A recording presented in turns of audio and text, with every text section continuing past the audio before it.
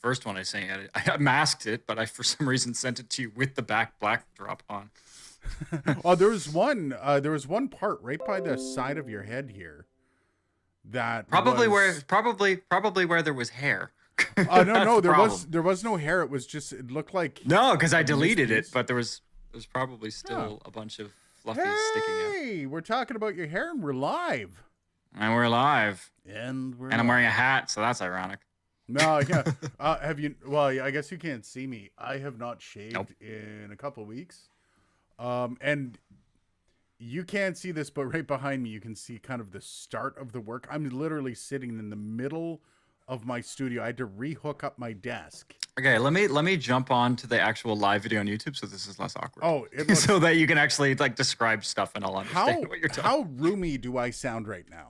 Do I sound roomy? Not that bad. But I do sound a little bit roomy though, right? I mean, if I can hear room tone, if that's what you mean. But I mean, it's not like you don't sound like you're in like a living room. No. But I'm in a, to my right, all of this is just clutter. So I'm guessing that's breaking up a lot of the reverb. Directly behind me is a hallway. So that should be springing back on me pretty bad. I love how I'm being thrown. I love how the monetized ad is being thrown in my face for the video that I'm participating in. I'm paying to watch a video I'm making right now. Oh yeah, I see you. I see you there. Yeah, it looks bad, eh? It just looks like a room with stuff.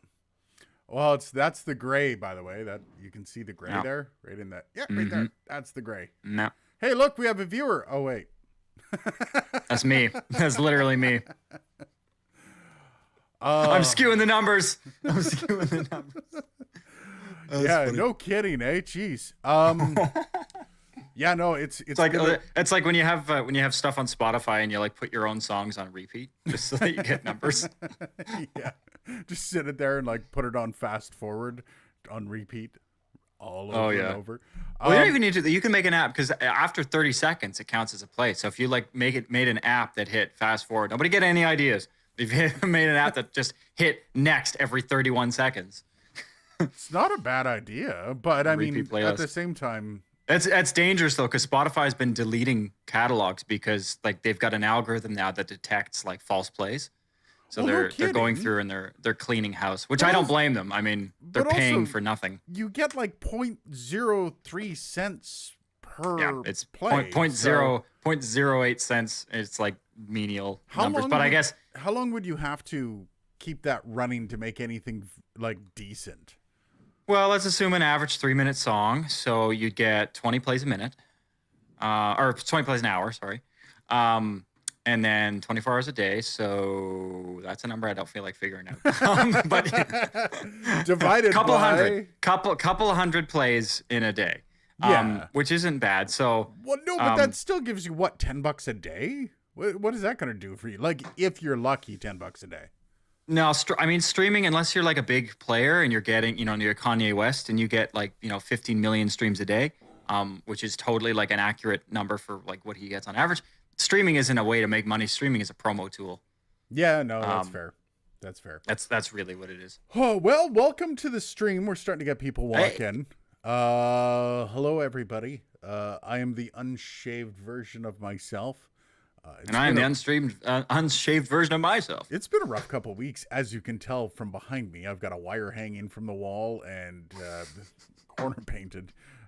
I've not moved. I've just been updating the studio.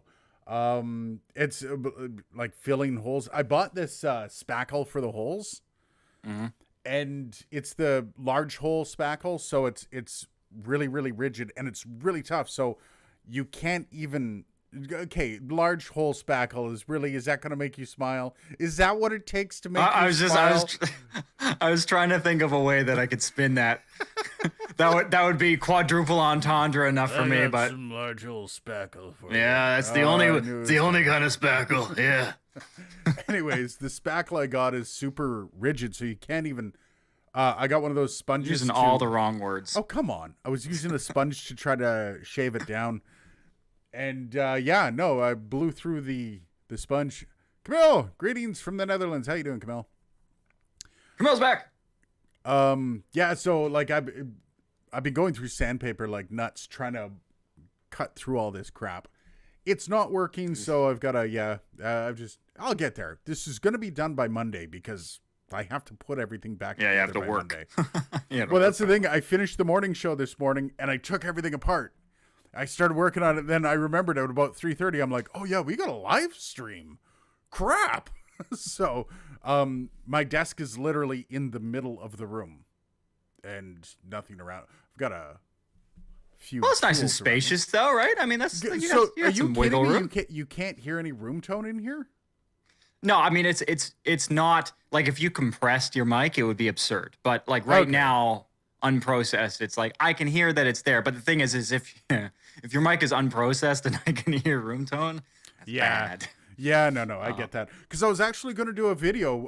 When I get this all painted up, I was going to set up the studio, and then I was going to do a video. This is what it sounds like without any treatment, and then I was going to put my treatment up, and then I was going to do another Honestly, show. that's a good idea because I've seen Auralex and Prime Acoustic, who are the two big players in that field.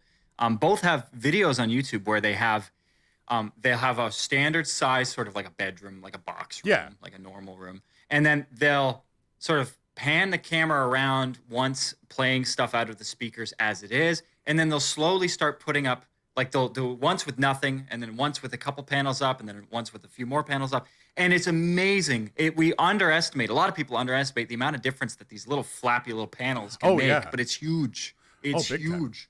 And And it that's- doesn't take much. I have this blanket on my wall, which is maybe a eighth of an inch thick, and I just put it yeah. up there because it looked nice. But as soon as I put it up, I was like, "Whoa, that actually does suck a lot out." And it's not meant for treatment. Like it's a blanket. Yeah.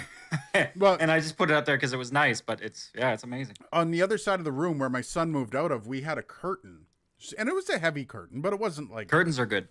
it wasn't curtains are anything good. big. It just separated the two rooms. Yeah. As soon as I took it down after he moved, I noticed a whole bunch more room where it wasn't before. So it looks Yeah, like I'm gonna have curtains to, are big. The big thing about curtains is because usually there will be a gap between obviously the curtains and then whatever the hell's behind Oh, the curtains. I overlaid. And So I You over it was attached to the ceiling as tight as it could be, and I overlaid where he walked in through the room. So there was no gap on this curtain whatsoever. And no, but I mean like there's space, but like there's stuff behind the curtain that isn't a wall. That's what I mean. oh yeah. So but I mean like- that still gives it. I remember Camille, by the way, says bought the Apollo Twin X. My life is now complete. Hey, The nice. Twin X Mazel tov. is that the new one, Camille? They just came out with Yeah. that one. That is the new one. It's the darker colored one. Yeah. Oh, yeah, The one I that's know. like a graphite. I want to actually get my hands on that. I might actually be getting a Thunderbolt card for my computer. Yeah, because you got the old twin. You got the silver one, right? Yeah, well, it was a twin USB, and that was the thing because I don't have Thunderbolt, but I think I might get a Thunderbolt. Thunderbolt card for my Do it. PC just They're so I not- can test. they're not But I crazy. also have a Mac, so I could technically test the Thunderbolt through the Mac, just to see On how your it goes. M1.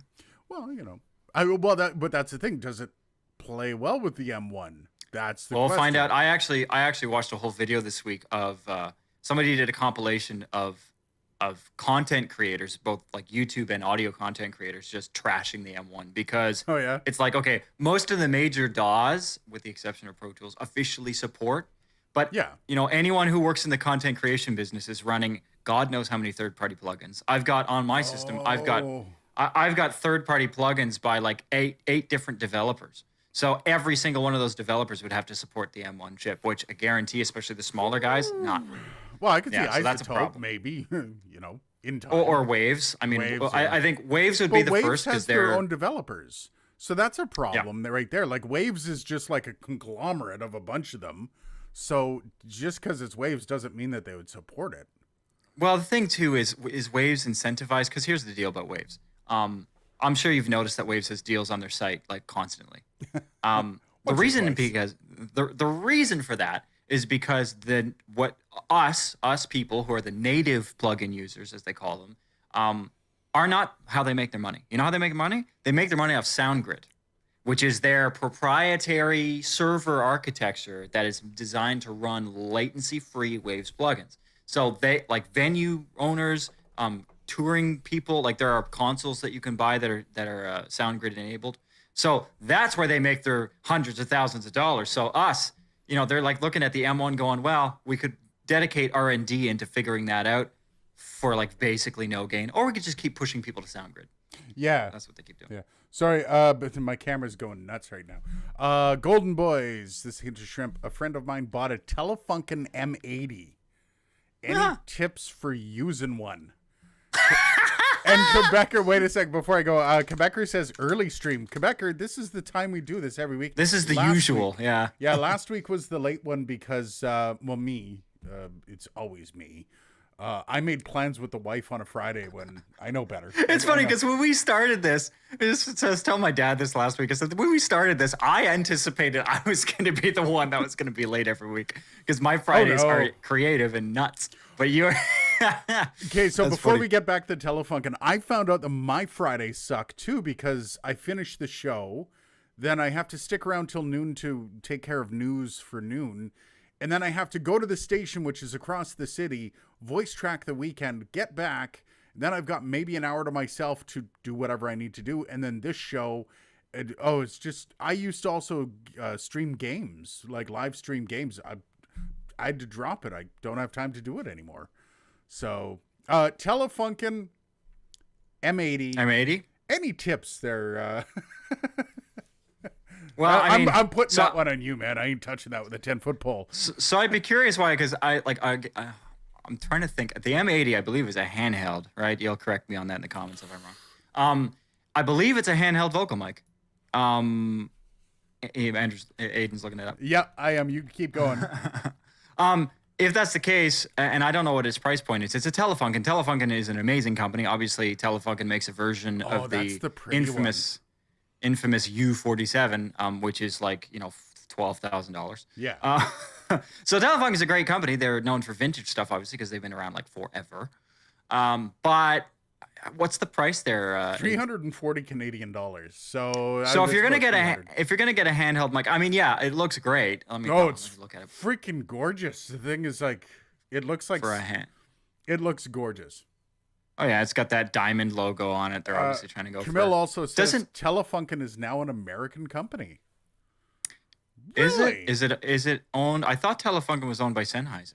The name doesn't exactly ring, good old American. Well, I think what he means is it was bought. It must have been bought by, like, for example, yes. Neumann was bought. Neumann's owned by Sennheiser now. Yeah. Oh, really? Sennheiser owns Neumann? Yep. When did that happen? A while ago. I don't. Really? Sennheiser's just been cleaning house, I think. Well, they have money. They're in everything. They're kind of like the Samsung of the microphone and audio. Well, and I mean, they've dominated the headphone market for years. And even microphones, like the Sennheiser MD421 has been a classic studio mic forever. We had a couple of those in the newsroom. Those were newsroom mics. The 421s, every newsroom had those. Oh yeah. That's so weird because I don't know if I would ever use a 421 on a vocal. Like I use 421s on like guitar cabinets, toms. Oh yeah, but they use them, and there's this handheld Electro Voice. It was like the news person's handheld mic of the 70s. Oh, I forget the name of it. I ended up selling two off. So Telefunken, their headquarters is still in Berlin. So I'm taking my buddy out for dinner and possibly my bedroom as a thank you. Nice. Does that mean you're going to sleep with your buddy? I'm not sure. I just assumed. Okay, well, hey, cool. Usually, what do you do in bedrooms? You sleep. Most of the time. I've never been presumptive enough to think that me having sex with somebody was enough of her a thank you. Like, I don't, that's a lot to live up to. You're like, hey, baby, here you go. You're welcome. Hint of Shrimp must be very confident, and if that's the case, dude, hats off to you. if you can pull it off, Hint of Shrimp, and that's a thank you. Give her, buddy. He knows what he's doing. Good man. Even with the wife, I'm usually sending her thank you cards after. So I'm like, so no. Getting back to it, I'm on their page here, and it looks like they've been riddled with mergers, but none of them seem to be with an American company. And their headquarters, according to Wikipedia, which is debatable source, come on, Wikipedia still Berlin. is decent. Camille It says, is. I mean, Camille says, please only camera porn. I don't know if that means you want to see porn on camera or you only want to see cameras. or camera porn only, like nothing else. Yeah. Only. But like, what's Message like, retracted. I wonder what that could have been. Camille says, got the Neumann TLM 103. So Neumann is Sennheiser. Sennheiser's German, right? I believe so. Well, they're European of some kind. Oh, okay. Camille only wants to see porn about cameras. I can promise you this, Camille, on this stream, you will never see any porn. I promise. There's either from Dylan or myself. I second this notion. I second this notion. Because I watch the stream as it's going, and that is not something I want to see either. No offense, Dylan. Love you, buddy. No, that's fair. That's fair. I don't want to see it either. Trust me. Yeah. I'm on there. Yeah, see Sennheiser audio equipment. No, really? I mean, whatever. It's Wikipedia. They get to give you everything. It doesn't say headquarters, but with a name like Sennheiser, I assume at least European, if not most certainly Austrian or German. Yeah, with a name like Sennheiser, yeah. Was a history, joke. I meant the company was cameras and sound. Yeah, we should do a camera thing. You know what I found today? Today I went to do some camera stuff, and there are so many batteries. There are so that sounds super sketchy. That sounds super sketchy. But there are so many batteries on my tripod now. I've got an intervalometer receiver that's got 2 AAAs in it. I've got my monitor that sits on the camera that's got one of those big ass Sony batteries. Oh, you're one of those people. Then I've got the camera. Then I've got an audio interface on my tripod that also has a 9-volt in it. Like every time I have to go to do something now. No, it's just that little Saramonica smart rig filler. Oh, okay. Which is a great little interface, I have to say. So Hint of Shrimp says, so what I'm getting from y'all is that Telefunken mics are very, very good, generally speaking. Yes. Yeah, they're vintage. If you want something vintage, it's like Neumann. Neumann is still considered a vintage company. There are other companies that are not vintage that still make amazing microphones. Earthworks, prime example. Earthworks is not a vintage company. I'm still trying to get a hand on that. I think I might actually just order a microphone from them. Like I would really like them to just send me one, but they don't seem to want to. Unless you know somebody at Earthworks. Who is that? There was a famous singer, it wasn't Elvis, but it may have been Sinatra, that was like notorious for using Telefunken mics. That was like one of the things that sounds like a Sinatra thing, that's for sure. Yeah. Well, again, they're I think like the Telefunken U47, which is their take on the old Neumann U47, which hasn't been made for like 50 years, is really good, and it's one of the best. Like, there's so many different. Like, if you go and look up like a mic shootout of the U47 versions, there's like 30 companies that make a version of the U47 now. None of them are Neumann, ironically.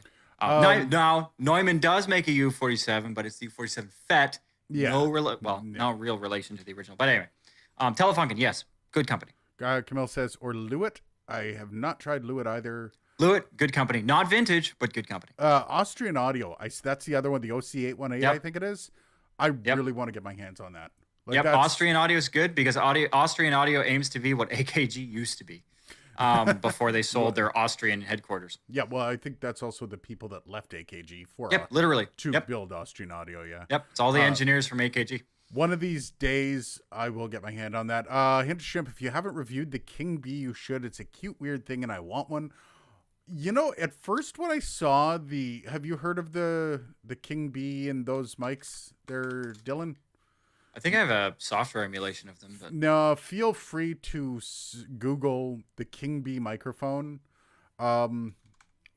It's who's the name of the company is. Anyways, I've noticed it. I thought it was a joke when I first saw them because they look. Okay, do I want to go on record and say this? Do it. I thought they looked stupid at first. So what are we talking about here? Now I have to look at it. Just look up King Bee microphone. Okay. And they have a whole lineup. Remind me what the company name is again. It looks like a bumblebee. Why? Right? That was my first thought. that literally was like I literally just verbalized my first thought, and it looks like a bumblebee. Why? Yeah, Full Throttle nailed it. Neat King Bee. It's neat mics. And at first when I saw them, I'm like, oh, come on. Like, and one, they have it doesn't look serious. Like, I hate to say it, guys, but optics is a big deal. Like, Yeah. I agree that you know what, if it like I've said some similar things about other companies making mics. Like, there's companies like Blue Yeah. Microphones makes various high quality mics. Like, but with them, it's not so much the look as like they have one like the Blue Baby bottle. I'm like, I don't want to walk around saying, yeah, I recorded my That's the vocals with the baby expensive bottle. one, right? It is, well, That, for them, it's expensive for them. yeah. It's not like compared to a Neumann, it's not expensive. But No. for them, it's still like I think $1,000. See, here's the thing: their entry level mic has its own stand, and it just, to me, I saw it, I thought it looked stupid. But then the reviews started coming back, and I was watching them. The thing reviews incredibly well, and a lot of respected reviewers. A lot of The baby bottle's only $500. Oh, okay. No, what is the one that's like they have like a $2,000 one? Anyways, There's the mouse, which is $1,600. the mouse, maybe. I don't know. It's called the Blue. Even that, like, I'm I'm not gonna say I recorded my vocals with a mouse. They're trying to be cute. Anyways, I know. so the reviews started coming back from respectable, very very respectable reviewers like Podcastage that I have to agree with. Like, I if he says it's a good mic, and I tried out for myself, unless he was paid off, which I know he wasn't, I gotta say it's gonna be a good mic. So I do want to get my hands on one. I don't want it in my play. Like, it's one of those mics that I'm never gonna use. Yeah. And I already asked them, they don't want to send it to me, and that's fine. I get that. But then if I buy it, I have to keep it, and then I've got a neat King Bee mic. Anyways, Full Throttle says the Kiwi. Blue Kiwi. That's what it's called. Kiwi? That's the expensive one. That's the one that Alpha Gaming uses.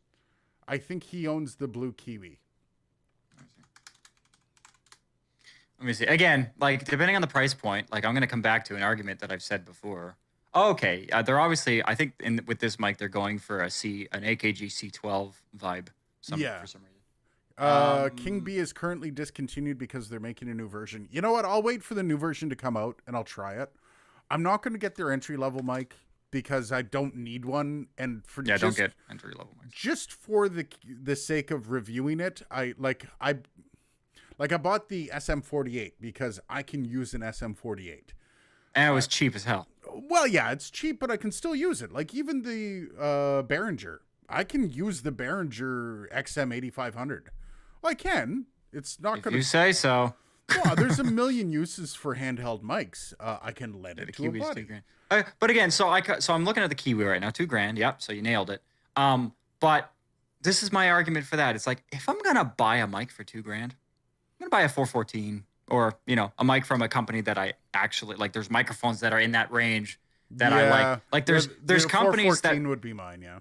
There's companies that make like mics in the $4,000. And hey, I'm not knocking anybody that owns one of these. I'm sure it's great. However, if I personally was gonna, well, it's a tube mic, so that'll help.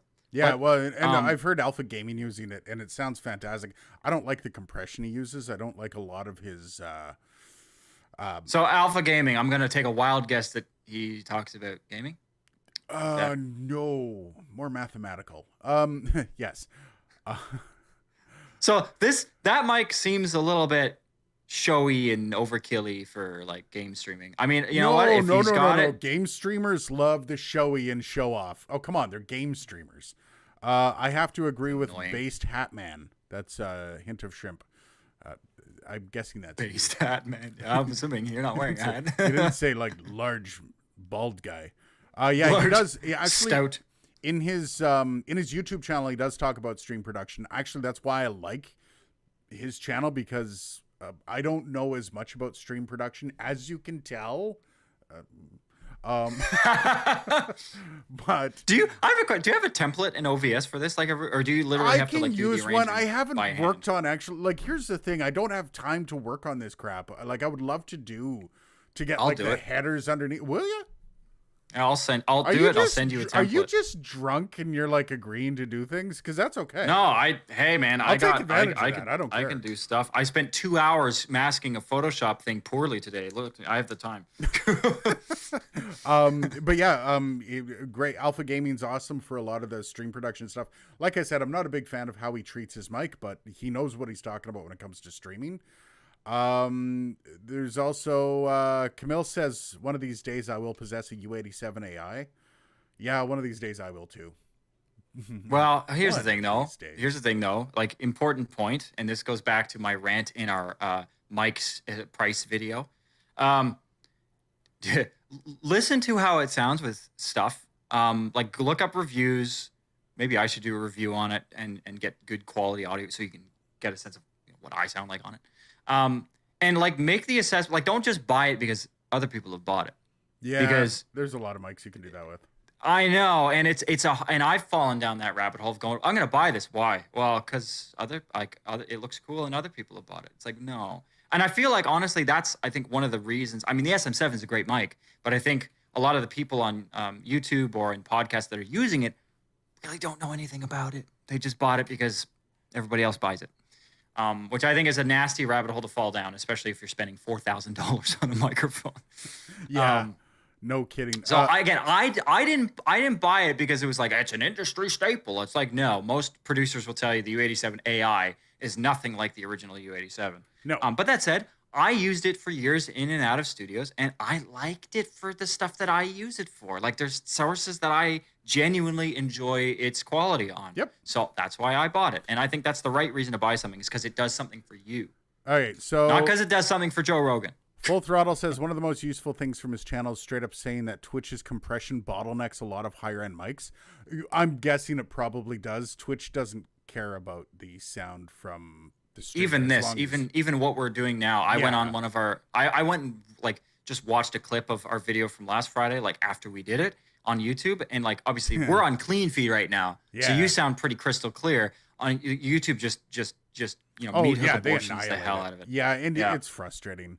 And yes, he does say his Kiwi is overkill for the purpose of Twitch. He got it, and he actually stated that buying that Kiwi was he wouldn't go back and do it again. To me, it's not even that it's showy. To me, it just seems impractical because the size and the weight of it to try and finagle that in a way that's he keeps it up like it's not. Yeah, you'd have to have it up. It'd have to be upside down. It's upside down, and he actually keeps it quite a ways away from his mouth.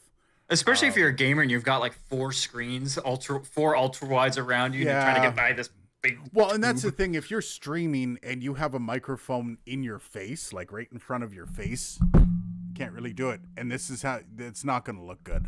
So no, and also it's a tube mic. Tube mics are a bit of a liability on a chance that the tubes are very sensitive and they will die and you'll have to replace them. And some mics make that easier than others. I wonder if a lot of the big name streamers, and this is my own ignorance coming out, I may not actually, a lot of them may actually use this. Why haven't more streamers started with the shotgun mics? Like they could be off camera. Like if you're going to spend that money on the blue, Kiwi, I would get the MKH 416. Oh, by a mile. Which you're gonna save $600. Well, like that's amazing. You're gonna get amazing sound quality from the microphone from a distance. Yeah, like so you don't even need to have it in frame. But I think part of the appeal is they want the mic in frame. That's part of the it's part of the shimmer, the pizzazz. Oh, here's an interesting question. Yes, I'll get to all the questions. I promise. It can be hard to keep up with chat, but we'll get there. Hinter Shrimp wants to know, what is a microphone that has no right to be priced what it is for what you're getting? Come on, Dylan. You got a couple of these. No, I off the top of my head, I don't. Generally, most mics that I've seen now. Okay, no, that's a lie. Shure mics. I'm sure I'm putting my crosshairs on you right now. SM7B. I'm sorry, does not. The price. The Beta. I think it's the Beta 181, which is a small diaphragm condenser. Let me look it up. Beta 181. Now, don't get me wrong. It is an interesting mic. Yeah. There it is. Yeah, the Beta 181. And it's an interesting mic in that it's a pencil mic, but it's side address. As in pencil mics are never side address, so you can get it in a really low profile situation. But that said, they're charging like for a Shure pencil mic and condenser mics is not Shure's jam, man. No, That's not even that's close. not their bread and butter. I look at it. There's lots of things like that. If they strap a Unidyne 3 capsule to something, it's gonna be good. They've been riding that capsule to death. Or even dynamic mics in general. They've made like the SM5, which was a broadcast mic for years. That wasn't running on the Unidyne 3 to my knowledge, and it was a great microphone until they discontinued it. It was highly sought after for it was replaced by the SM7. Well, no, the SM5 lasted well into the SM7. Oh, did it? I thought the SM5 turned into the SM. Now, wow, I gotta go back to my shirt background. my shirtage. My surge. But yeah, so I'll just say I don't think there are many mics. Generally, I say that if a company isn't known for something and they're like, so here's a good example. This isn't a microphone, but it's a good example. So the company SSL, Solid State Logic, is known for mixers. They're known for consoles. They're known for large format consoles, and their EQs are great. Their bus compression is great. Even their individual channel compression is great. They're not known for preamps. Their preamps are good. Don't get me wrong. I've used the VHD preamps and the 900, the J9000 console series preamps, and they're great preamps. But they're not like a Neve or like an API or like a company that's known for preamps. But you can buy a SSL 4-channel rack mount VHD pre, like that's all it is 4 preamps, and it's like $2,000. Yeah. And I'm like, you guys this isn't your bread and butter. Like your preamps are good. Their preamps are good because they're clean and they're built into a console. I would never buy a VHD pre outside of a console because it's like, well, at that point I might as well get one of the other bajillion companies that are known for great external preamps. Yeah, but I mean, it's all about making money, and that does come up. Well, and it's also like they are a British company, handmade vintage gear. Like SSL's following in their brand, which is they are a premium, like they're Universal Audio. They're a premium audio gear company. Like I say this about preamps, but I've got SSL converters beside me that cost me $3,000, and they're not known for converters. So I should probably keep my mouth shut about what SSL should and shouldn't be doing. I'm gonna take the side of this that's really unpopular. I think the SM7B is overpriced. I think that it's a great microphone. Honestly, it's supply and demand. It used to be $300. Yep, and that bothers me. It used to be $300. But so here's a question: do you think $300 would be a reasonable price tag? Yes, absolutely. I think so too. I mean, based on the legendary status does allow for a price bump. Like I'm about to do the video turning an SM58 into an SM7B by rewiring it. And yes, they're going to sound pretty darn close. I know that already because technically the Unidyne 3 sitting in the SM7B is just tweaked just a little bit. But is that enough to justify a 300% markup for the SM7B versus the SM58? No. I mean, there are other structural differences. Oh, like absolutely. The SM7B has better shock absorption, internal shock absorption, which is impressive because the SM58 is amazing. And noise cancellation. And I got a story about the SM7 regarding its, and it's humbucking circuitry, as it's called, which helps to reject crap coming from other than the capsule. And I had for years, I was using a SM57 on an amp cabinet. And for some reason, this particular amp manufacturer, who shall remain nameless, decided that they would put the power transformer, really close to the speaker in the cabinet. So you put a SM57 by the cabinet and it would induce, the transformer would induce hum. Yeah. And so if you use a condenser mic, it eliminates that because they work a completely different principle rather than electromagnetic induction. But put the SM7 in front of it, nothing. Wow. I could have it right against the grill. All right. Nothing. What was the, because it's the cabinet that it was up. Oh, so we're not talking about a cab. We're talking about a combo amp. We're talking about a combo. Combo, but the cab portion of what was the combo amp? Who was it? Just name a company. It was a PV. So I PV. feel like it's par for the course. Car for the course. You expected something great from a PV. Honestly, it's a good amp. It's a big amp. Yeah, it's one of their cheaper models. That said, it's not like at a Marshall price point, obviously, or Mesa price point, but it's still like $600. Yeah. So, for a PV, that's probably about the most expensive thing that they sell. I'm going to make also another unfortunate statement that I know I might get Another a little bit of hate assertion. for. And this is due to my voice. Something Mike, I think, is overpriced for my voice. TLM 103. I don't really particularly like it on my voice. I would never spend the 102, however. That's different. I love Honestly, the 102.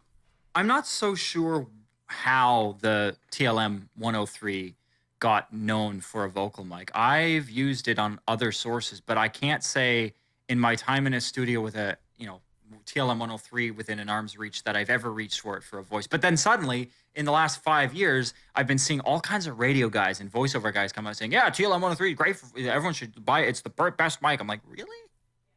Okay. I'd get a 414 at a similar price point than I would at I've worked at radio stations that swear by it as the main mic. I don't get it. I do the 102 though. The 102 really.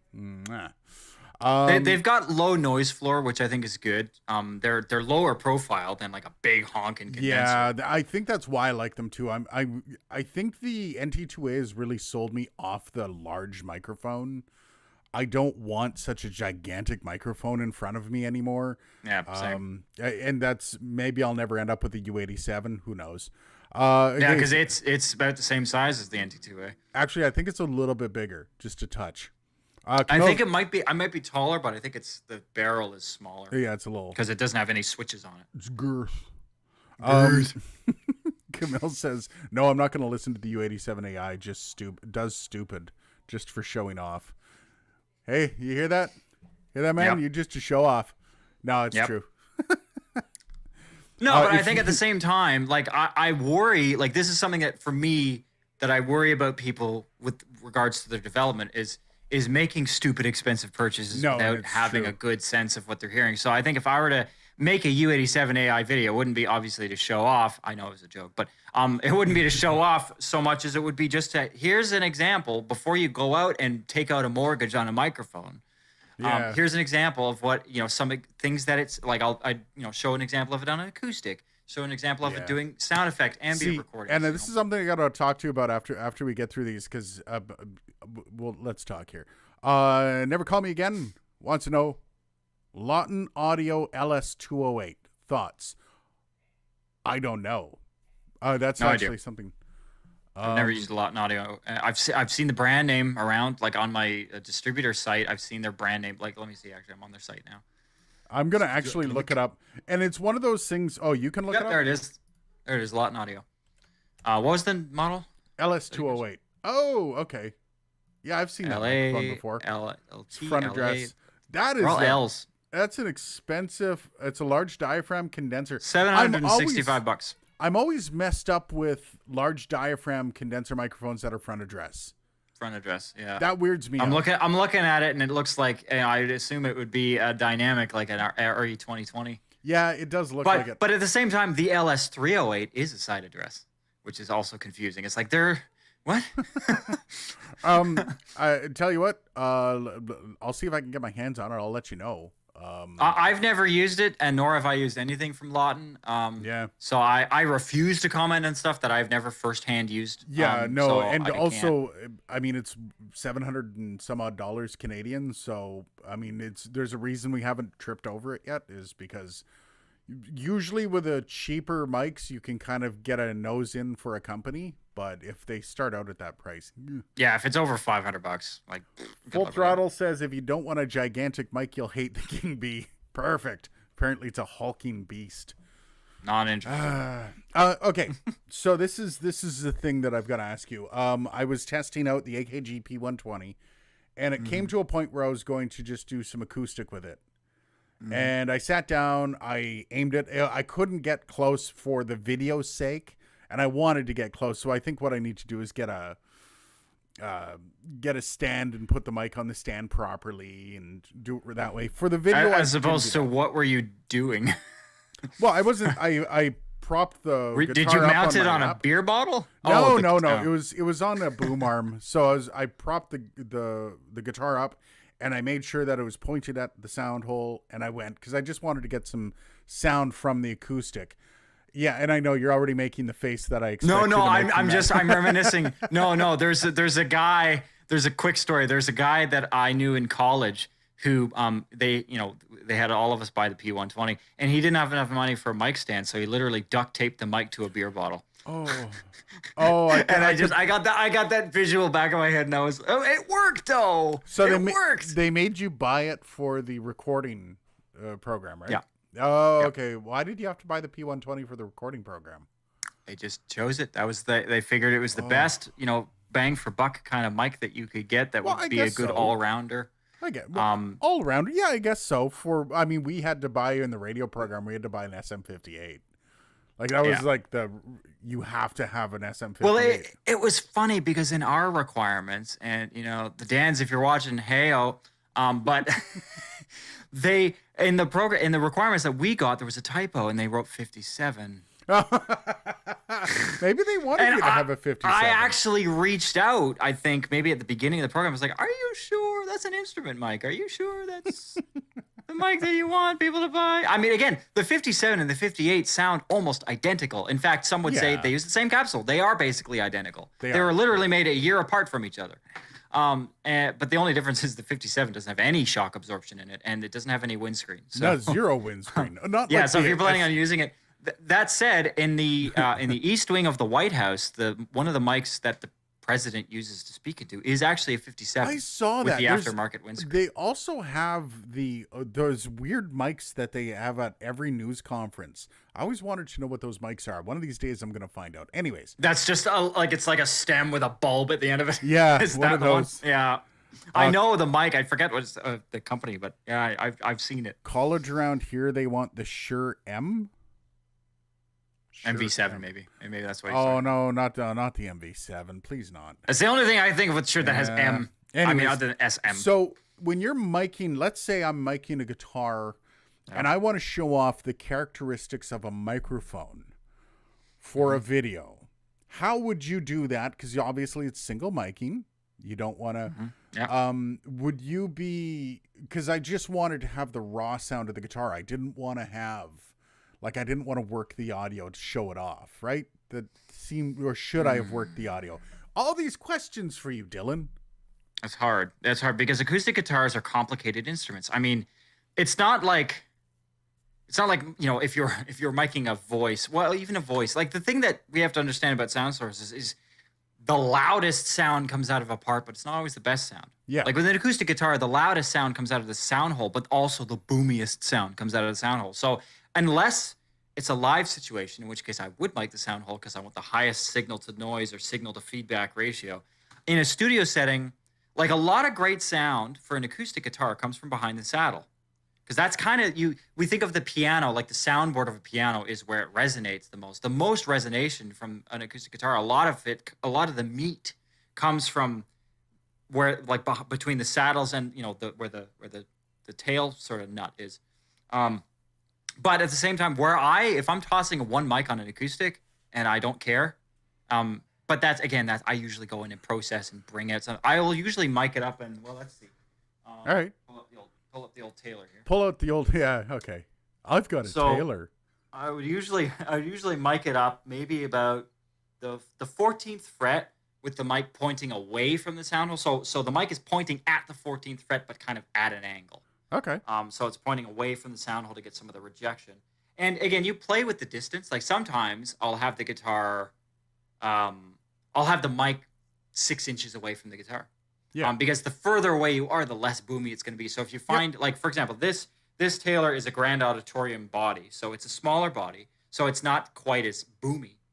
But for something like my Washburn Cumberland, which is a jumbo, it's a big cowboy guitar. It's boomy as hell, so I have to back it up. So you want to record it in a decent the problem room. with my guitar is it's a jumbo. Well, it's not a jumbo. It's the one step under a jumbo. That's not auditorium. Dreadnought? Is Dreadnought? Thank you. Dreadnought, which is the most common, which is also one of usually the most best, like the best sounding. Yeah. Oh, it sounds gorgeous. It's 1974, and I just did a little bit of finger picking on it. Anyways, I'll actually work on that, and maybe one of these days when I'm shooting another video and I'm testing out because I want to include the acoustic guitar sound, but I don't want to do it dirty. You know what I'm saying? I kind of want to make sure I'm doing this Again, properly. I would put on headphones and do like live monitoring and literally play a bit and adjust the microphone's position. Generally, the first place that I would start, if I'm double miking a guitar, it's a bit of a different story.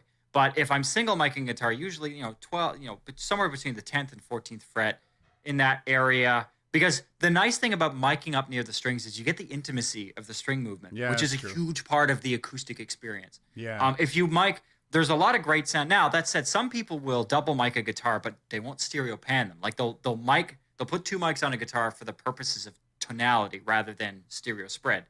To do that, I put like a 57 on the body, like the lower bout behind the saddles, and then the other one up by the fretboard to get the high, the swing of the strings and the low end meat. But, Okay, I'm gonna try it next time. Acoustic guitar. Honestly, it's I could do a whole series of videos just about recording acoustic guitar because it really is a complicated instrument to. I'm gonna get call a good you next sound. time I'm doing it, and we'll walk through it ourselves. Okay. Now there's a little bit that happened here. SM57 with Shep's capsules is the new mic the White House uses. Oh, good old Andrew Sheps. What are Shep's capsules? I don't. I've heard of them. I'm assuming they're capsules that have something to do with the mixing engineer Sheps, Andrew Sheps. Yeah. His name's Andrew Sheps. I was guessing as well. I've never heard of the capsules before. That's interesting if the White House uses that. And Full Throttle went on to say they keep the SM57, everything else, because of tradition and since Shure is American. That makes a lot of sense. Yeah. Well, honestly, if you put the aftermarket filter on the end of the microphone, it can be just fine as a vocal mic. Even without that, I've used it in a pinch. I've used a 57 as a vocal mic. You just have to make sure they're not poppy as hell. Yeah, you're not on top of it. Yeah. And then Padre Lionel says, can you confirm that they're using the M58s? I'm guessing the SM58s in this. In what? I'm not sure. Because if they are, this means that this €100 mic is good enough for Eric Clapton and Paul McCartney. Honestly, there's nothing wrong with the 58. No, you'll never hear me talking smack about the 58. And I've actually gone to concerts, like big concerts, where they're singing into an SM58. The only exception is if people are looking for a wireless solution. Generally, they go for a Shure ULX or SLX series wireless mic, which are basically an SM58 with a wireless system. Yeah. So the 58 has become, especially not so much in the studio. Although, don't get me wrong, there are times in the studio where people absolutely will opt to use it. Like, for example, group vocals. Yeah. Group vocals, a lot of time, you'll line up a couple of stands facing away from each other with SM58s on them. And it sounds great because they have high rejection, low external sensitivity, and they've got a good sound. Yeah. So the 58's a good... The only one that I've seen is a Super 55. I know James Hetfield likes using those. And they're basically the Unidyne cap. You don't like the Shure or the Super 55 series, eh? Any product that they screw with just for the sake of sex appeal, I'm not a fan of. The 55SH, I didn't mind. It's a bright ass mic. Yeah, but I didn't mind it. It's Unidyne capsule too. I found the 55 was shrill. That's the word I would use to describe the 55. Yeah, well, shrill. Well, the problem is on my voice because I'm very sibilant. You don't want, you got those big well, and that's like I've got a relatively not deep voice, but I've got a good tone to my voice that's lower. But those sibilant problems, I don't know what it is about my tongue and the top of my palate of my mouth, but it likes to scream them out. So yeah, the Shure 55SH was not a great mic for me. The Super 55 apparently gets rid of a lot of that sibilance though. That's the one with the blue felt instead of the black felt. Well, you can get them black and red or it's basically the beta version of that lineup. Yeah. But so I want to change gears a little bit, move away from mics. Talk about something really cool that I started using this week.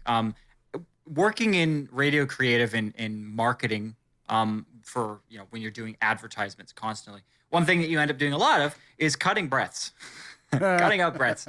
And I do this, like I am very good to my fellow writers and producers in that if I am commissioned to if someone in my, for those that don't know, so in radio, we often do voice share where writers could send us a script from out of market and we get one of our local announcers to voice it and we send it back. It's just a way that we can take advantage of our whole network of talent.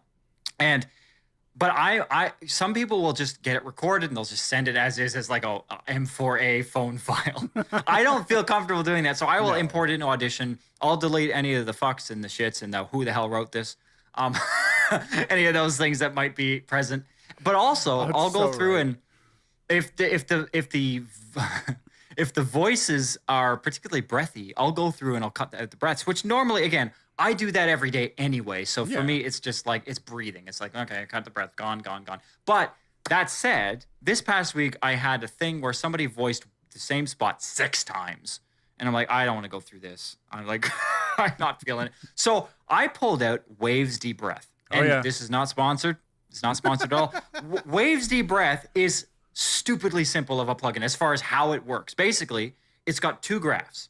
Anyone who buys Waves Deep Breath, which is probably not a very expensive, $20-$30 maybe. I own it. And it's got 2 breaths. It's got 2 graphs. It's got one graph that measures the energy level, and it's got another graph that measures how similar the sound coming in is to a library of breath templates that they have sort of a library of different breath samples. So in other words, Deep Breath kind of knows what a breath looks like. Yeah. So in order for it to cut out a breath, the energy level has to drop below the threshold that you set, and it has to be above the similarity to breath threshold that you set. And I'd never used it, but I used it on this one thing, and I was like, this is too easy. This can't be, because I read the manual for it. Each wave's plugging up, and I was like, wow, that actually did pretty well, provided you calibrate it properly. Yeah, you really do, because I used it doing an audiobook, and it took out a lot of my THs. So, So and I would have to run it to see where it was. Okay, I'd have to screw with it. It took me about, I would say, 2 hours to set up. And then it worked perfectly, and you could run it on any file that was me talking, and it was great. Yeah, and it was done. And honestly, I found it's for some voices it's great. For some voices it's not so great. But if someone here who's watching this right now ever is doing something like an audiobook where you're editing, like 6 hours of audio, like try Deep Breath. Get your hands on Deep Breath, because it will save you a ton of time. You really have to set it up, though. And I get a lot of these people in Facebook groups. Well, just use a debreather. You don't just use a debreather. Like anything else, I still in that instance, I was working in Adobe, so it was easier to just edit them out with debreather. In the case of actually producing a spot. In the case of actually producing a spot, I will edit them out manually. I will go in and I will actually just slice, because it's quick. I can do it in a minute. Yeah. Less than 10 seconds and done. Because when you know what you're looking for, breaths have a very signature look to them. The same thing. They have a very signature. And breaths. Like that's the thing. When you're an audio nerd like we are, you can tell syllables just by looking at them. Like I know what an S looks like. I know what places. Yeah. Yeah, exactly. Cut from SSTs, SHs. So I almost shit myself laughing. First of all, hint to shrimp. No, not a de-esser. A debreather will basically, it's like a gate for breathing. Yeah, it's like an automatic gate that automatically knows when a breath is happening. And Camille says, or you can just set the gain really low and shout your audiobook. The reason I find that so funny is the audiobook that 50 I did. 50 Shades of Grey! The audiobook I did was an adult audiobook that I'm never going to tell anyone what it was. Because that's why I said 50 Shades of Grey. Yeah, I felt in your instance it would be particularly pertinent. It wasn't that book, by the way. It was no. Well, no, I would love to. I'll do 50 Shades of Grey, and I'll tell everybody if I get to. You made a lot of money if you're doing 50 Shades of Grey. Oh, absolutely. You should look up who voiced that, just for shits at some point. I'm actually kind of curious. Now I am too. The one I did was not that caliber. But however, it sells quite well. It was very interesting. I still make about $40 to $50 a month off of it, and I'm pretty good. Perfectly happy. I don't have. That's passive income, man. Well, and that's the thing. Income. Like, if I put 20 or 30 of these together, I would be fine. But the problem is that book took me 3 months, And that was also because I didn't have didn't have any of the plugins. And remember, the mouth noise one. So I'm afflicted with mouth noise, a lot of mouth noise. The clickage. I remember how many clicks there was in that one passage I sent you. I think it was 10,000, right? Something like 10,000. After I ran it, because for RX, for anyone who doesn't know, it has like actual counter, which is painful to watch, especially if you're the one that voiced it and you're declicking it. But yeah, I think it was like around 10,000. But that was a huge passage too. I'm just imagining myself like 5 feet away from like, and he touched her breast. It would be. I actually kind of like the concept of but that's the kind of thing that's in a what would be a typical fan fiction audiobook. Yours was far less than typical from what I remember. Hey, no shame to anyone who's into more exotic. Yeah, no, it had some fetish stuff, and that's cool. Absolutely. It was adult though. I'm not gonna lie about that. It was. And no, once again, like I had a couple friends who were like, "Dude, could we get the book? What's the book?" No, no, I don't need that one brought out. Yeah, we're just gonna. Oh man, don't need that one showing up on my Facebook share feed. And I'm not shy. If you've ever been to my house, you'll know that. And actually, Dylan's never been to my house. Never mind, Dylan. I still have one of my favorite things is we have my wife is very well traveled. You've told me about this. Yeah, You've told me and about this. she's been to Africa. She's lived in Africa for a few years. Her sister still does, and when she was younger, she brought back some stuff from Africa. One of them is a wooden penis. It's carved, and it was something that she brought back. It was a trinket that she brought back, and so we have how anatomically accurate. 110%. Like, wow, it is that's impressive. Really well carved. That's impressive. And because I've seen like wooden fake penises, and they're usually just like a tube. It's a tube that's tapered at the end. See them? There's a video that a friend sent me one time. No, I haven't seen a whole lot of them. Anyways, so we have it up on our shelf, and we're losing viewers. People are like, that's demonetized immediately. That's my line, right? That's what I'm not going to watch. But we have it sitting up on a shelf, and I'm a photographer, and I did pregnancy photos with the wife. So we have a photo of her shirtless, like topless, but it's a pregnancy shot. You have a nice big 24 by 36 inch no, fella. it's actually a decent size, but it was up, and my boss came over for a Christmas party, and he's like, I'm a little uncomfortable right now. You've got a wooden penis over there and a picture of your naked wife up there. I'm like, dude, she's pregnant. It's a pregnancy photo. Be open-minded, man. Come on. So yeah, I'm not weird about stuff like that. Most of my friends would know that if I did a book like that. So yeah. Anyways. So I think it's time for a segue. Oh, please segue from that. It's not going to be a particularly pertinent segue, thank God. But I want to talk about just quickly, just a small point. Right. Something that I found that bugged me this week. So I get recommended random YouTube videos related to audio. Obviously, I wonder why. Yeah. Every so often in my feed from people I don't subscribe to. But one thing I've noticed a lot of is people, particularly, I mean, I haven't seen it so much in like the general podcast VO community, though I'm sure it's there. I've seen a lot in the music community where there are producer-y types, and I refuse to call them producers. I call them producer-y types. That's like, yeah, that do videos and talk about all kinds of cool stuff. But then you listen to their product and it's not great. Like, I'm like, I could not hear this on CHR radio. Like, why are you trying to tell me what to do when you don't even know what you're doing? Like, I don't knock anybody who's at a particular point in your career, but I am of the firm belief that if you're trying to teach something, let alone if you're trying to make money teaching something, you need to have some sense of what you're talking about. Like, I can talk about my stuff, and then I can throw up some audio examples that I've done that people have said good things about and be like, this is what I've done. If you want to know how to do that, I can tell you. Yeah. That's my thing about teaching. It's like, you should be able to prove. But listening to some of these guys and some of the music that, or even like, there are like vocal instructors on YouTube that are trying to coach vocals, and then they'll sing, and I'm going, you don't know how to do a vowel shape to save your life. But like, but I have a real problem. I mean, again, we're in the age now where anybody can make an educational video on YouTube, but it's dangerous because there's people that are going on YouTube and looking this stuff up that don't know any better. Yep. And they're being curbed by these people that unfortunately, and again, there are lots of great people on YouTube. We are not them. But there are lots of great people on YouTube that know what they're talking about. Hey, come on, man. But at the same time, I'm I kidding.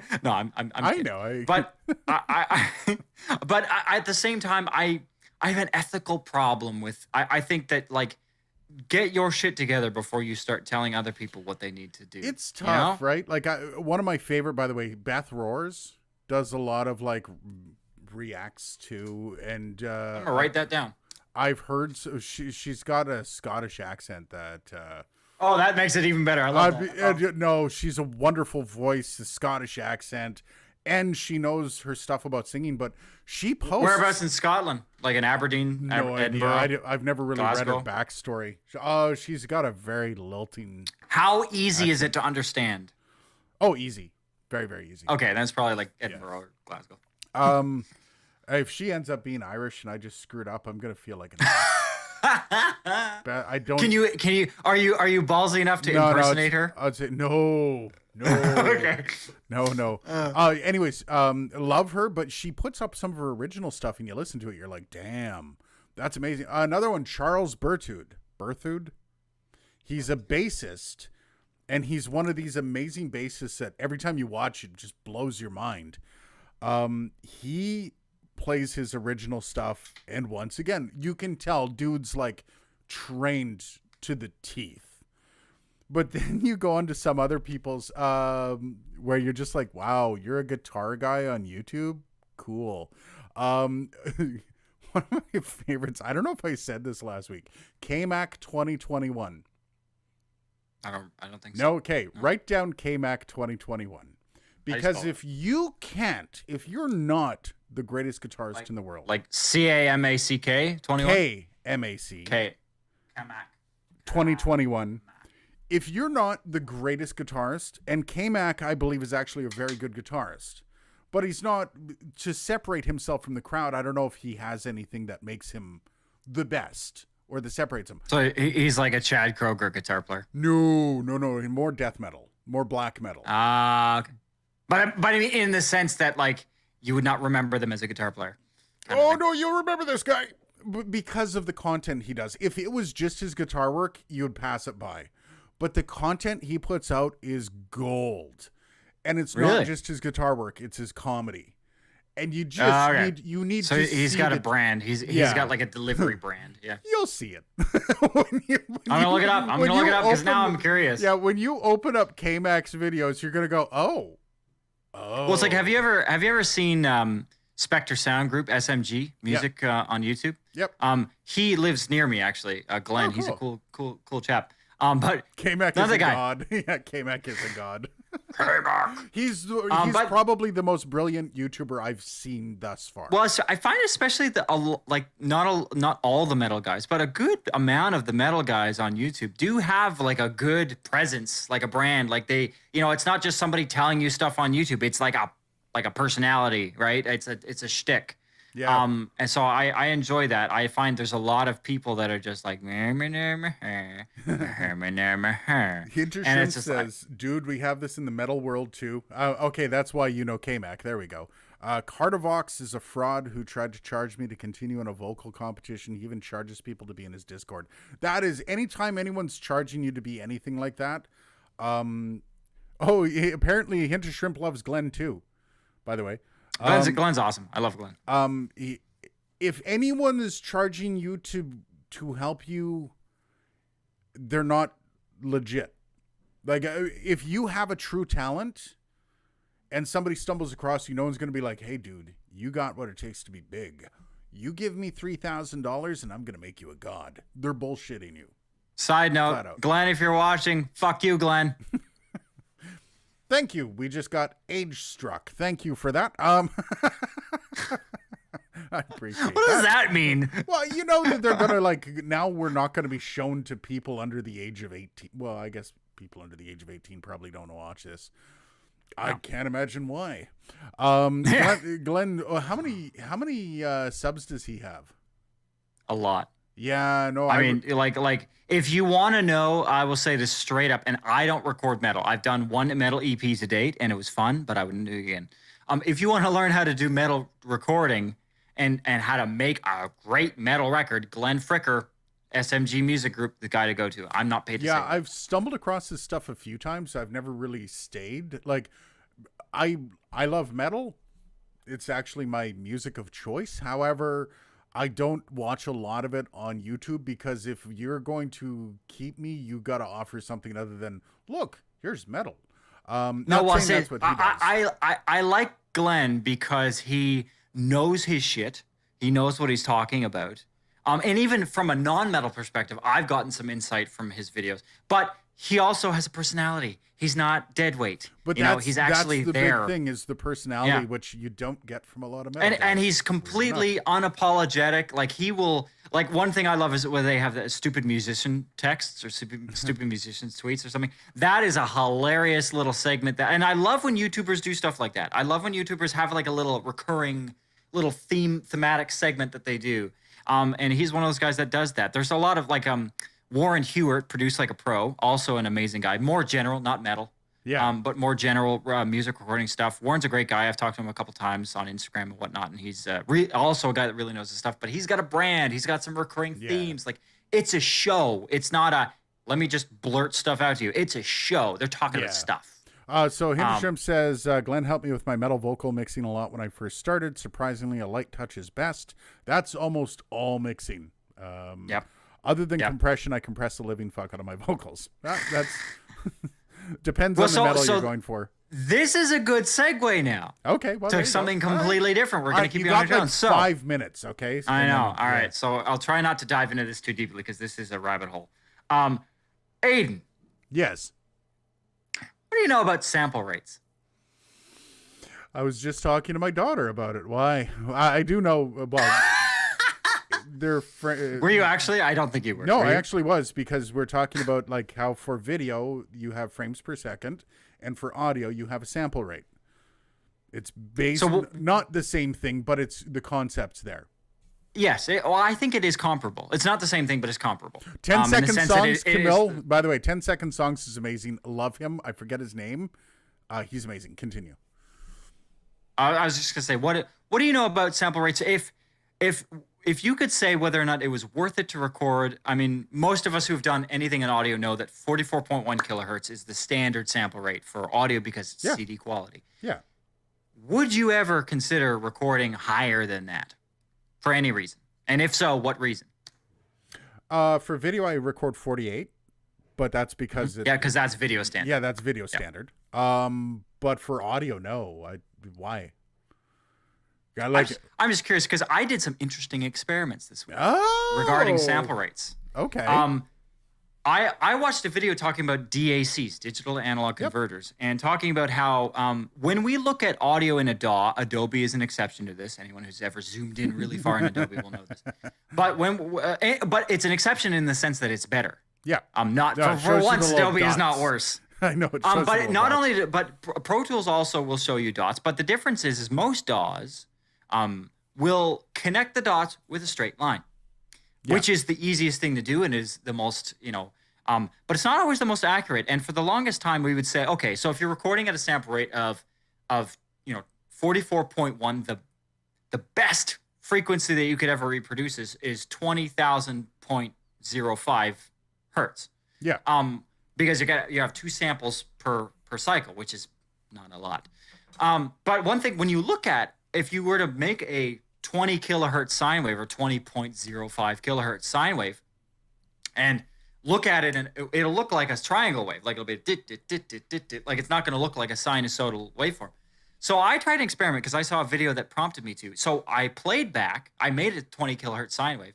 I played it back in through a interface at 44.1 kilohertz.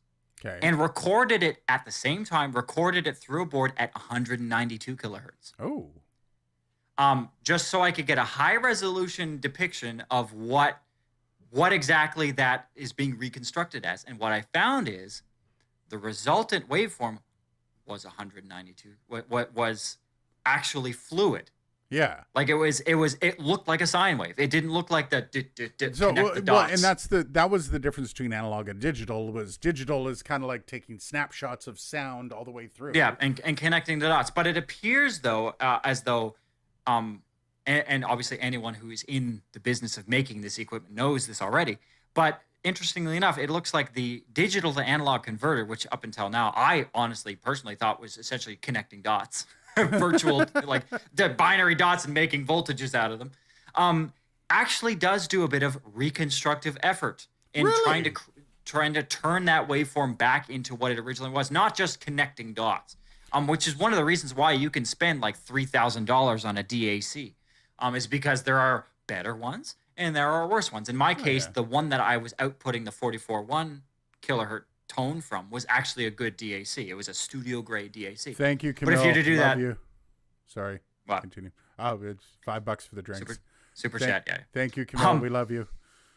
We love you, buddy. But so anyway, it's interesting to see because for the longest time people said, okay, if we record in higher sample rates, we'll get better quality in the upper end.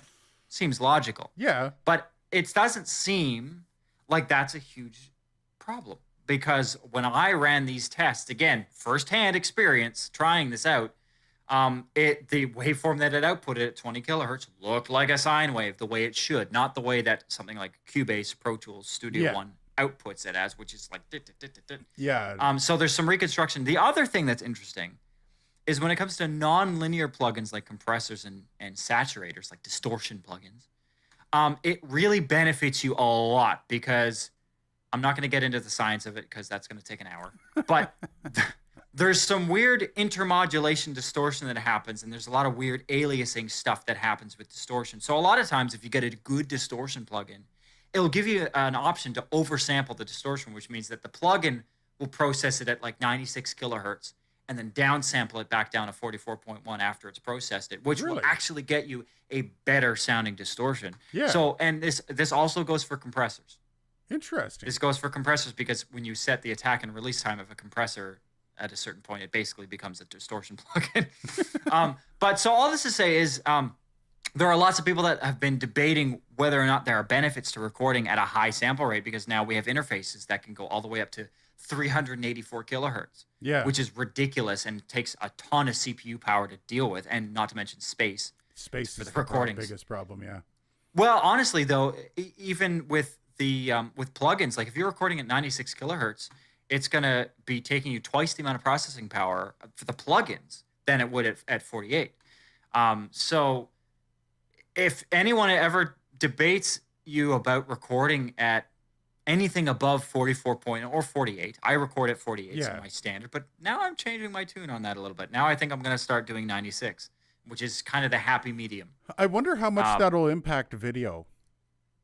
Because that's you would downsample it to 48, but that's the thing is in some cases not worth it because in some cases you're not really doing a whole lot of heavy, highly attacked and released compression or distortion. Also, because I have to go and do my morning show, I have to change all of my settings every day. Like I usually do record at 48, but because of my radio station, 9 times out of 10 I'm at 44.1, so why bother changing 44.1? So a couple things before I go. Who's Anthony Vincent Valbiro? No idea. Oh, that's his name. That's the dude. 10 Second Songs. Anthony Vincent Valbiro. Have you heard 10 That's a great 10 name. Second Songs? I have not. Dude does like in the style of, so he'll do like one song in the style of 20 No, I bands. have. I didn't remember the name, but I have seen his stuff. He's got the best mustache in all of YouTube. I would probably say. Dude does facial hair like a god. You know, he's one of those guys where you're like, I really want to meet you. You will either creep me out or you will be my best friend. Well, as soon as you mentioned mustache, I'm like, that could go either way. Yeah, I don't know. It could go either way. Any update on the Blue Yeti video? No, my studio's in tatters. Sorry, man. I wish I could. It'll be a while. Hint or shrimp. What's Monday's video? SM48 versus SM58. That is the I thought that was last week's video. Last week's that was video? P120. Yeah, I shot a couple videos in a row because my studio is in tatters. I be thinking. I be I thinking. done be thinking. Hint of shrimp. This one I'm giving to you, Dylan, because I don't have the skill set in order to do this. And by the way, Quebecer also wants to know, does Dylan have his own YouTube channel? Yes, and he's going to be releasing another YouTube channel to deal with a lot of this stuff eventually when he gets around to it. So as you can tell, I can yak a lot about this stuff, so I should probably just make a channel so I don't have to talk about all of it in a bloody live stream. So Hinter Shrimp asked, I apologize for making this about me. That's all good, dude. Don't worry about it. But my band just released his first song on my channel. Is there a way I could send it to you and get some feedback on the mixing of everything? Now, I'm not the guy that you want feedback on mixing. Dylan is, so I'm going to let Dylan field that. If Dylan wants to throw up his time for a little bit and give feedback, that's up to Dylan. So Dylan? Yep, 100%. Yeah, okay. So check out... I love giving feedback. I think feedback is one of the best things in this business. So LydianStudios.com is the best way to get to hold of you. I'm not going to be that guy that lists off his email verbally in a... I don't mind people knowing my email, but like I'm not going to spell out my email. Like that's ridiculous. Website's You just go to the website. My email's there. Send me a note, and more than happy to, and I will send you a ton of stuff back. That is my MO when it comes to feedback. All right, LydianStudios.com. Yeah, that's spelled LYDIN studios.com. All right. Hello, I'm French. Sorry for my poor English. That's okay. Tof. That's how I would say it in my English tongue. Tof. I'm probably toppy or something. It's probably. Is that ta? Is that supposed to be ta? Is it TOPHE? TOPHE? I don't know. That looks like so much top to me. There's so many dialectic things about the UK that throw me for a loop. Could be Quebec French. You never know. Tof says thanks for the information. Cheers, man. Drop on by. Tof. Oh, so Quebecer says tof. So who is it? I'm just going through the comments here so I can comment. Right down to the bottom. Hint of Shrimp asked you to. Apologies. Is there a way to confuse that? Okay, there we go. I'll reply to him. There you go. I can't reply to him. Okay, I'll just tag him. All right. Because I can't reply through. Send a super chat while you're there. Okay? Yeah, okay. No. I'm here. I'm partaking in the stream. I have to watch. I already gave you a monetized video view. Don't even. You were there for like 20 seconds. That's not monetized. I hit skip. I got to say, comment of the week came from this video that I didn't think was going to do well when I first released it. I actually did a video of, do you need a shock mount? Did you ever watch that, Dylan? Basically saying, if the shock mount doesn't come with the mic, you don't need a shock mount. Yes, shock mounts are great. Shock mounts do work. But it depends. Are you recording on a moving 18-wheeler? But that's the thing. Like a lot of and I was kind of making the parallel with the RE20 that the shock mount costs $100 and some odd for the RE20. It's the 309A they call it. Oh, Tof is a nickname for Christopher. Got it. That makes sense. Tof. So Christoph. When I recorded the video, it was only 4.5 minutes long. It was one of those things where I was like, meh, I don't think anyone's going to watch it. So I held it off for like about a month and a half. Finally, I ran out of video ideas. I just threw it up and it took off. And somebody actually said on there, this guy is funny, ha. And I've been getting a lot of feedback from that video about some of the, I was doing some cheesy stuff in the video, having a little bit of fun. I gotta watch it now. I gotta watch it. And I gotta see the branding. I gotta see the Aiden Wolf brand at work. My humor is usually not that. My humor is usually very, not vulgar, but I'm usually a little more, I'm joking around a lot. And I don't let it leak into a lot of my videos, but now I'm starting to think maybe the morning show host needs to start getting into the video. No, absolutely. That needs to happen. Unequivocally, that needs to happen. All right. So apparently I'm funny. So, I hope I am. I have a morning show job. Jeez. Quebecer, do you guys know any great announcers in Ontario? Him. Preferably an airplane nut. It depends what. Oh, Well, no, No? that's. I think you went the An different airplane direction with nut. No, I I don't know if I'd be an airplane nut, but I don't mind airplanes. I actually prefer them when they're flying, less when they're crashing. Give me a script. I'll read anything. Oh, Dylan will literally read anything. Yep, I will whore myself out for anything. This is one of the things before we go. That's the one thing that we are going to be doing is this was all supposed to be started in December before all the shit hit the fan in my life. The studio experience is going to kind of be launching for Dark Corner Studios, where we're going to be whoring ourselves out for work. So if you wanted to hire me as a voice, if you wanted to hire Dylan as a producer, you are able to do that through the website. The website is not up yet because hell in a handbasket. But that is actually going to be rolling out, Quebecer. So if there's something you want, that said, on top of that, I also have the ear of thousands of voice actors around the world that if you were willing to pay the money, I can get them for your project. Like literally, I can get almost anyone for your project. So that's going to be something that's going to be rolling out over the next few months once the website's up. And we also have a writer by a gentleman by the name of Brian. Hi, Brian.